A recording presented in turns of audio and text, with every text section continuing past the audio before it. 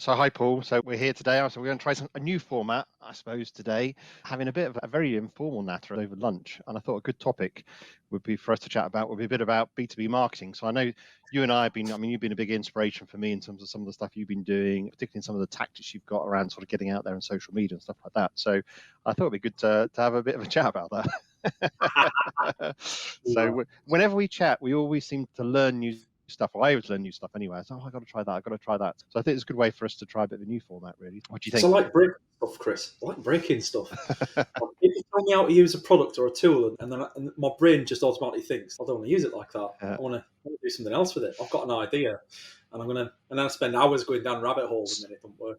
What do you think's happened? Because it feels to me like during the pandemic, the whole sort of scene has changed. I know we've had social media going on in the background, but the whole sort of scene has changed in terms of like how to get a hold of people, particularly the B2B space. I mean, your background sales, right? So, I mean, how to get hold of people. How do you think that's changed? Because it feels like it's all about social media. We're talking about Facebook versus LinkedIn. What's your kind of view on how it's all changed? Because it feels dramatically different, particularly where money's being spent. So I think it's harder to get noticed than it ever has been before.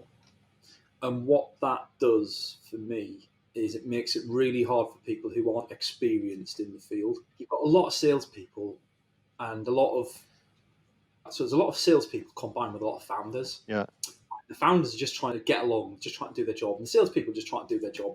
But there's a lot of lazy salespeople out there who are just using things like ChatGPT and stuff like that just to get across more. And do you know what? It's all stemmed from asking people for the wrong metrics for me. yeah, Like you target people on how many people have you contacted today. yeah. That's not driving revenue for your business. All people are going to do is they're going to go, I've had a slow week this week, so I'm going to touch another 100 accounts. It doesn't matter what the quality of the touch is, as long as I can see I can tick that KPI. So I think COVID has pushed a lot more focus on online, and I don't think the salespeople ever really move back from that because nobody likes cold calling people and nobody likes going to face-to-face meetings anymore. Everybody's lazy, right? And they know they can touch 20, 30 people in a day through digital contact rather than have to make phone calls that might go on for an hour. That's dangerous, and I have to think. Do you think it's still a volume play? Because it always used to be like a volume play, which is go and reach out as many people as you possibly can, and then some of them will come back. Is it still a volume play? Does it change that? Do you think the dynamics have changed a little bit? Because now I suppose it is volume, and social media allows you to get to much larger volume, but then Yeah, it's also about engagement, right? Because like some of the style that we've been chatting about has been like different styles of trying to get people engaged, really, isn't it? yeah. So if I think about outbound sales, their play has been volume, and lazy people play volume all the time. And I've started knocking them out with some people who are ridiculously successful at sales. And Mm, actually, they're the complete opposite. They're like, no, I'm not doing more than like maximum is, mm, 25, 30 emails a day to the right people that I've researched and I understand them a bit. Like I know their niche and I know their industry. And I think that's why content market and social is becoming a lot more popular because it allows people who don't have that experienced sales skill set or have that resource in house yet to be able to still reach quite a lot of people. And I actually think it's more productive. Like I look at those guys, I laugh at them. I'm like, guys, you put so much effort into all of this, and it's brilliant. Like some of the stuff they come up with is amazing. But I'm like, guys, like I brought 10 leads inbound over the weekend by content. Like I didn't really have to do too much with it. there's almost like so much out there now, and it seems like it's accelerating, I think, because the tools are relatively straightforward to do. The expertise and the SME process, I suppose, in the background, the subject matter expertise is hard to replicate, but the tools themselves are quite easy to replicate. Do you think there's too much out there? And then I suppose the other question is like, how do you get above the noise, right? If there is a lot out there, what do you think about that? I think about tools, for example. There's ChatGPT's made this far worse because now Mm, there are like when there were a million tools before, there are a billion tools now. It's yeah, ridiculous, and you can't just look at the brand that's made the software and go, "Oh, that'll be rubbish" because I don't know them. Because actually, a lot of the best tools are made by really small software houses that nobody's ever heard mm, of until now, and now you can make apps with no code now, like very easily. And so there's salespeople out there, even marketing people, who are noticing a problem that they have and then building tools that bridge that gap. So yeah, it's harder than ever to find tools that fit your need. But what I would say to people is, don't pay the mega bucks for the tools that have been accepted in the past, because they're not fit for purpose anymore. There are tools out there that will just blow your mind and fit you perfectly. You just need to put the effort into finding them.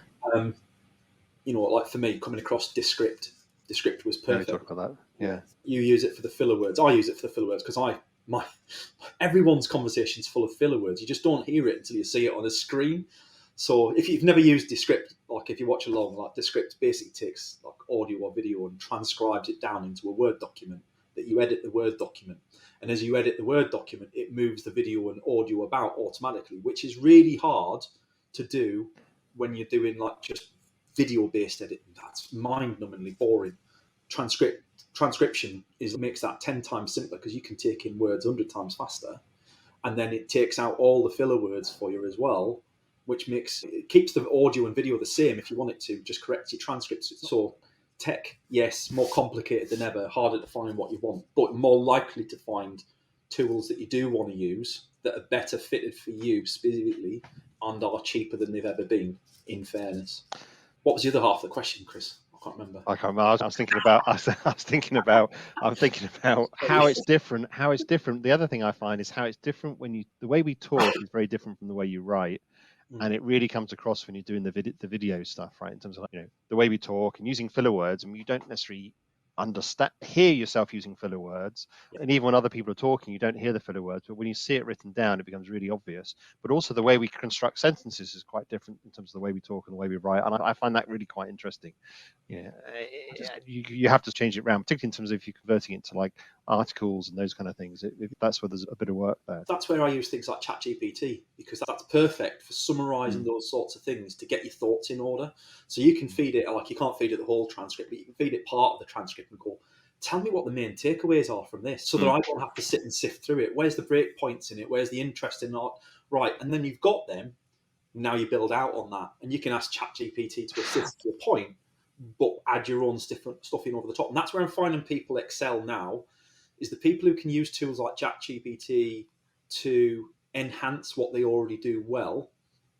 No, that's making them superstars, and far more productive superstars than they were. And the people that just want to, people who choose the path of least resistance as per, just making them even more obvious, because anybody can spot that now. What about channels? I know you do a lot on LinkedIn. I do a lot on LinkedIn. I mean, my experience was LinkedIn is probably pretty effective in terms of being for the SME space, which is really where I do videos. LinkedIn seems probably like the most effective versus others. But what about Facebook? I mean, I've heard quite a lot of feedback around Facebook, particularly if you want to get to a mass market audience. I mean, it's a huge market there versus LinkedIn, and the dynamics are different, aren't they? Between LinkedIn is a little bit more corporate, maybe it's a different kind of dynamic than, say, for example, than where Facebook would be. Yeah, it's funny.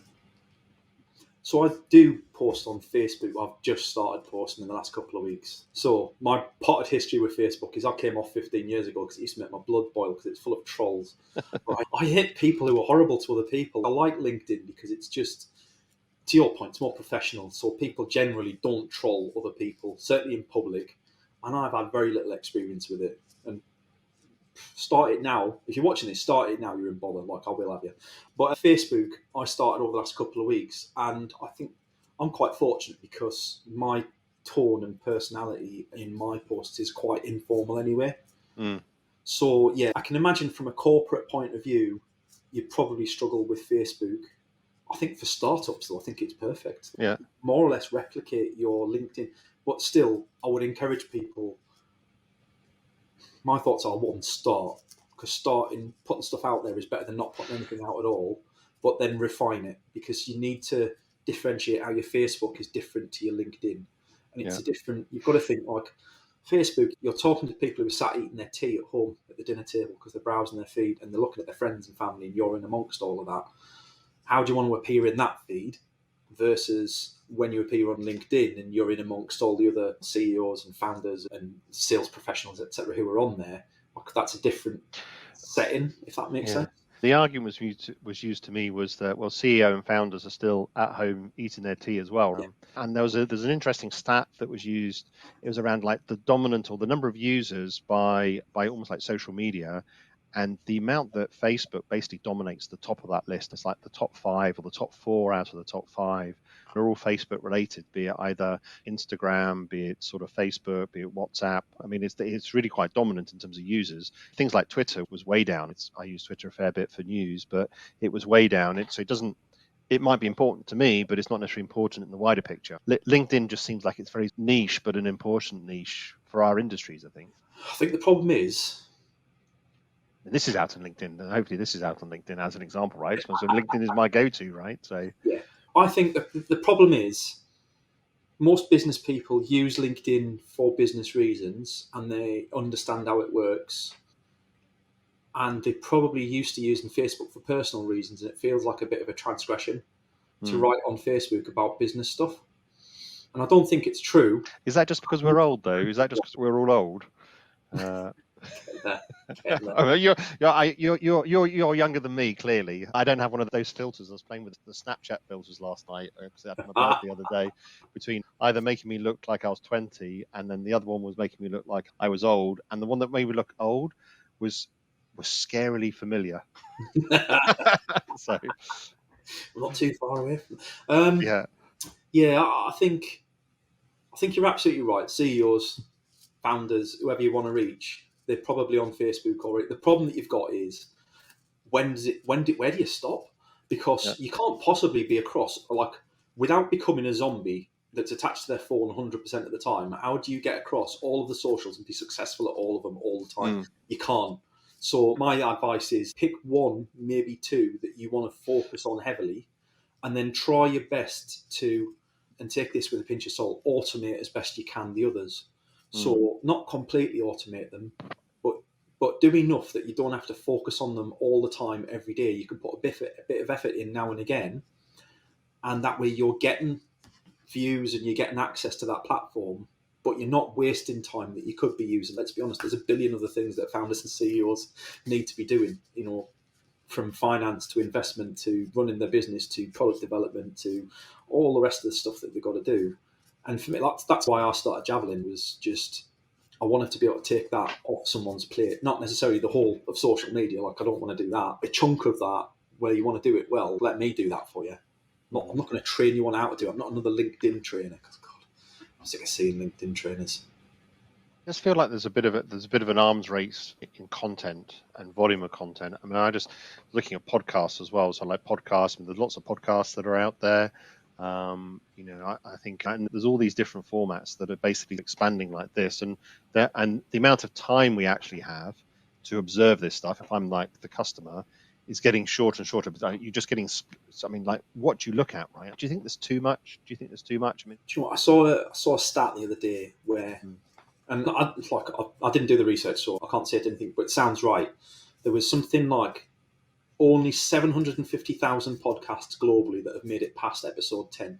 So a hell of a lot of podcasts out there, but most of them don't make it past episode 10. And from launching a few myself, I'd be willing to bet it's because of the initial download numbers, unless you're sponsoring it, boosting it, and promoting it very heavily with serious budget behind it. Most people don't. So no, I don't think there are too many podcasts out there. I talk to people who are like, I wanted to do a podcast, but I've seen at least one other in my industry, so I'm not going to bother. You can do three things, right? You can be first to market with what you do, which happens once in a lifetime. You can be best in the market, which takes a huge budget, your Apples, your Nikes of the world. Or you can be different. And as long as you've got a unique viewpoint for your podcast and then disseminate it. So, like, to your point, people don't want to sit and experiment with watching a new podcast for 30 minutes before they decide whether they like it or not. So give them a few 30-second chunks on your LinkedIn feed and let them decide whether they want to watch it. If the content's good enough, it'll drive people to the podcast. If it isn't, we'll do something different. I was looking at YouTube videos, and so I do look at. Increasingly, I use YouTube actually. And obviously, you got YouTube Shorts there, but one of the guys was saying there's been this countdown piece, and he's getting like millions of views. So all he does is it's 100 days of countdown, and he counted down from every day. He counted down from 1, down to 0, 2 down to 0, 3 down to 0, 1 every day. And at the end, it was getting like, I don't know, 1.5 million views, something like that. It was just like, there's this stuff out there that's just madness, right? And what is driving that from an observer point of view in terms of the curiosity? I can tell you that getting 1.2 million from discussions around collections technology and process is a bit of a pipe dream. I don't think that's ever going to happen. I'm not sure that's the target market, but it is amazing though. There's so much out there, and some videos just do incredibly well. I just think like it's horses for courses, right? There's so many different ways you can use social media. And you know what? You're probably the third person this week to tell me that they use YouTube a lot more than they've ever done. And I never saw YouTube as being a place where I thought you would gain business traction, right? And yet I launched a podcast on there mid-April. Yeah, early to mid-April. And we're now sat at nearly 70 subscribers. We've never really promoted it. We've never really paid. We're not paid for anything. Nearly 70 subscribers. And considering most of the videos are 30 seconds to a minute and a half, it's just a podcast broken down into segments, right? Yeah. We've got like 29,000 views. Yeah. YouTube Shorts in 6 weeks? That's immense. And I never thought, because I don't use YouTube like that. My son watches stuff on there. He likes to, he's into his trains and Lego and stuff like that. He's 5. He likes to watch stuff like that. But I've never really considered YouTube for me, other than maybe educational, like how-to videos. That's where I use it. It's like, how do I do X, Y, and Z? Yeah. And even then, if there was a written guide that was comprehensive enough, I'd probably still rather the written guide, because I like to watch things with the sound off. I don't like to disturb family time. If I'm going to watch something like that, I just want to quickly see it, store it, and then the next day I'll use it. It does feel like YouTube's increasingly becoming, particularly for long-form content, I think it's becoming increasingly important, right? For the educational stuff, I think it's becoming like a new TV channel, and that's the kind of where they're going, isn't it? I think. Yeah. It is interesting. What happens with things like TikTok? TikTok actually has lighter restrictions around length of video than YouTube does, like on Shorts. You can put more than a minute in, where it's 15 seconds to a minute, I think, on Shorts on YouTube. Yeah, and like I had a video that did 1,600 views within the first 30 minutes, and it was like 5 seconds long. But then I think there's probably quirks to each of those platforms as well. So it probably has some sort of stuff in the algorithm around how much percentage of that video got watched. And if you've got a shorter video, people are more likely to watch the whole thing. Yeah. So then it tricks the algorithm into it. So probably very short clips do really well on YouTube as a result of the fact that it's tricky. It's probably weighted. I don't know. If there's anybody watching the show from YouTube, to help us out, tell us how it works, because I'd love to find it. I'm sure there's actually a video on that. I'm pretty sure there's a video on that. I've seen one. I'll ask ChatGPT; it'll tell me. Yeah. I mean, I suppose, and how much do you think is too much? So we're in this sort of like, and I'll write about it on my site around the attention economy, and I've written about that before. I'm going to do a little piece on it on my site, but we're in this battle for attention, in this battle for eyeballs. Do you go for quality of content, or do you go for volume? I go for both. Like, the point you should stop producing content is when you stop adding value. If it's not interested, don't produce it. If it's adding value, do it. And the more the better, because you're in that race against other people. The only thing really that you should be considering is how does that play into the number of views that you get based on the allocation from so LinkedIn's notorious for the algorithm, right? You do 2 posts in a day, you get slapped on the wrist. You do 3, you get really slapped on the wrist. You do any more than that, it's pointless. All those sorts of things, which frustrates me, but I understand it at the same time. So if you want to play that game, my thinking on that is yes, to an extent, but make it for your audience. And if you're doing it for the right reasons, you should be fine. And what about viewer fatigue? So this is where your advice from, I suppose, from a sales point of view, which is, because it is around volume, right? So if you get out there, you've got good content. I suppose you always have to say you have good content. But if you get out there and you're putting volume out there, you're going to get viewer fatigue where people will just turn off. So I've seen Paul for 5 times this week already. I don't want to see any more. People out there nodding along. Stop nodding. Yeah. So versus. Oh, there's some fresh content that's coming in. So I go back to YouTube, and there's some people, they post every day. And is that better versus waiting for something that's going to be a little bit more sort of information rich, but is then maybe a little bit longer, but it's going to be a little bit less often? I think it's that battle of consistency versus virality, right? Like viral posts don't drive business. So I don't try and write viral posts. I write posts, or I record posts that will intrigue my audience, or hope it will anyway. And yeah, probably people will go, oh, I've seen 3 videos of Paul today, I'm not watching that. But the point for me is that they're becoming familiar with me. And as long as that content's not annoying them, well, they might skip past the odd video, but they might watch the odd video. As long as that content's not annoying them and causing them to unfollow me, then it's doing its job, because it's almost like it's promoting my brand with my clients or my future clients, right? I'm establishing that I'm there as an authority, and each to their own. Like, some people are uncomfortable with that. I can hear the thick skin of a salesman there with your experience there. It's like, well, if I get visibility, any what do they say? Any visibility is good visibility, or I mean, kind of that a little bit anyway. So Yeah, you don't have negative stuff out there. To an extent, I'm not one for clickbait, right? Like, it took me forever to write hook lines, and everybody bangs on about hook lines on LinkedIn. Honestly, I don't think they make any difference whatsoever. I'm not a pro copywriter either, so I haven't spent years honing my skills as a copywriter, so maybe I just don't do it well enough. But I've steal this hook line and write a viral post in 3 days. I've never had a viral post. I've had some that have done well, and they've all been personal posts that, you know, and again, like, that's a valid point, right? Like, I'm also not saying don't do personal posts, because I think they're a big part of the difference that you can make with a personal account on LinkedIn. Let people see underneath the surface a bit. Like, everything's not hunky dory, that you're not always winning, you're not always hustling, you're spending time with your family, because people want to know that. So the better people get to know you, the more likely they are to come to you as a client. I do think the authenticity piece is important piece of the videos that I do, is try and emphasize that around authenticity, because I think people want to buy from other people, and they want to buy from people who know what they're talking about. They want to buy from, they're interested in hearing about what's really going on, and it's sort of like that authenticness rather than the things being over amplified to a certain extent. And I think maybe that's just my background in ops and financial services, which is I'm straight to the demo and seeing what it actually looks like, rather than the nice PowerPoint to a certain extent, or those kind of things. And I think I think the authenticity comes through, particularly when you've got a lot of content that's out there. Yeah, and I try and mix it up, right? So some of my stuff's like evergreen stuff that I'll post every few months or every few weeks if it's about the business. If I want to get my offering out there, like, that's not going to massively change. I might tweak how I say it, but ultimately some of the content's going to be the same, because I'm constantly getting new followers and new connections, and they, like everyone else, needs to know what I do. Yeah. I heard a great quote the other day: is the only person that gets bored of your content is you, because you're seeing it specifically over and over again. Most of your audience, and that's where the LinkedIn algorithm works, right? It's there to feed stuff to people that they haven't seen before, and it does I think they do quite a good job. I'm a bit fed up with all the paid adverts that I keep seeing in my feed at the moment, especially on mobile.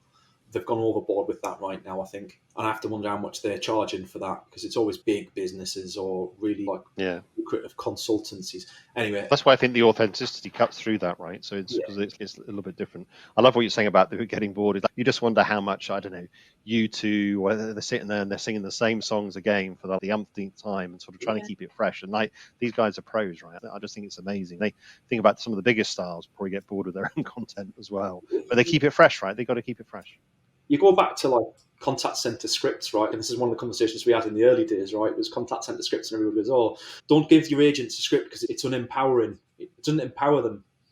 Yeah, but Elvis sang the same song on stage every night for 2-3 years, and nobody said he was uninspiring, did they? Or unempowering? Didn't look unmotivated, did he? He was doing all right. He enjoyed it. I think it's about how you deliver it and making it yours. But if it's everybody that's out there that's thinking about all these things, like, you probably haven't even started yet, and that's the important thing: is just start.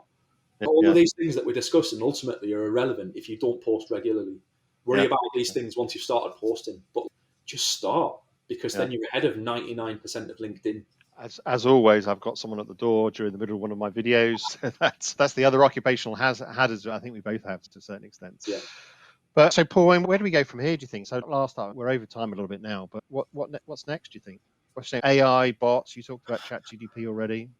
Do you know, my mum was talking to me about this again this morning. Your mum talking about ChatGPT again, or? Yeah, she was talking about ChatGPT, but she didn't call it that. She calls it AI.